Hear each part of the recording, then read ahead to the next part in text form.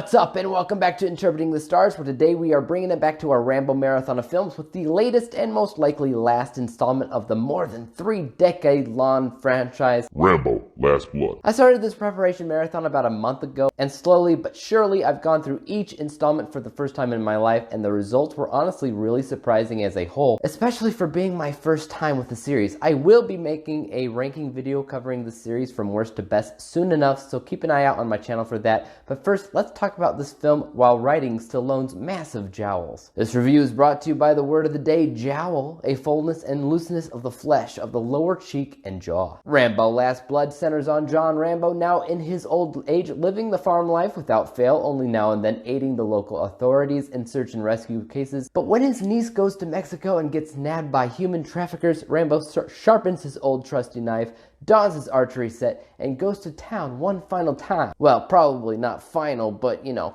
I hadn't heard a lot about what this film was about before I saw it, but the one thing that I did hear an awful lot about was something regarding how the last 20 to 30 minutes was an R-rated version of Home Alone, and I'd have to agree, the last 20 to 30 minutes of this film are some of the best Rambo moments out of the entire franchise, bar none. It's just a lot of fun and epic, and I don't want to get into it too deep because I want to refrain from spoilers. But yeah, the franchise as a whole is worth a watch just to get to that last sequence in Last Blood. As great as that sequence is, though, it's actually the worst part of the movie from a strictly narrative standpoint, because up until that moment in Last Blood, the film told a complete story with a beginning, middle, and end. Rambo was done with his ultimate overall mission a little over an hour into the film, but one, the movie would have been too short to stop there, and two, Rambo hadn't done much Ramboing yet. Yes, his name is now doubling as a verb at this point. So that last sequence was definitely needed for the film to feel like Rambo, yet the actual story was mostly over and done with. This was like, I don't know, icing on the cake. I'm not going to complain too much about it because, like I said, I did love it. Another thing, out of the entire series, this one had the same problem as First Blood in that it didn't feel so much like Rambo. A part of that is because of the setting being in Mexico with traffickers, but it mostly had to do with the farm setting and Stallone's age. Without that mullet, Rambo just looks like Stallone. It's hard to explain. It's like Clark Kent's glasses hiding the fact that he's actually Superman. Stallone's mullet is Rambo's entire identity.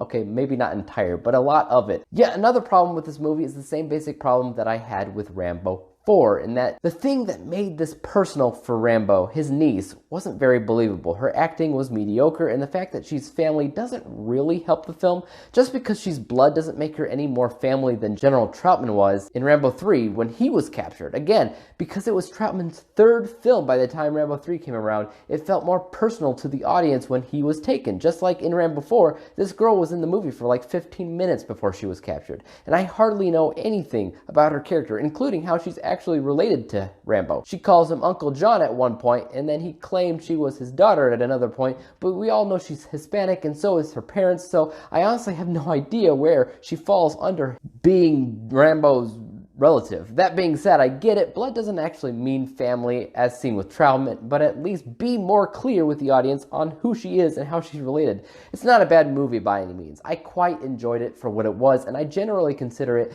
middle of the road as far as Rambo films go. Stallone does a great job as always delivering his lines. One of the lines in the movie has something about knowing how black a man's heart can be, and that was one of the best lines in the entire franchise as a whole.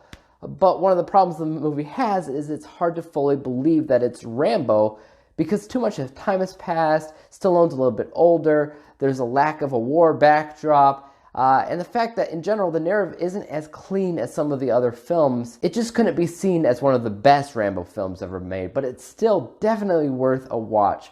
What did I rate this movie? 73%, 73 out of 100 possible stars, granting it the letter grade of C. I would normally tell you where this ranks as part of the Rambo series, but I'll save that for my ranking video. If you are interested in seeing that, that should be on my channel shortly if it isn't already, so check that out. As far as YouTube goes, subscribe to my channel if you like this review and would like to see some more. Like it, hit the thumbs up button because that always helps out my channel, and don't forget about that little bell icon because that helps notify you when I come out with my next review. And until then, peace out!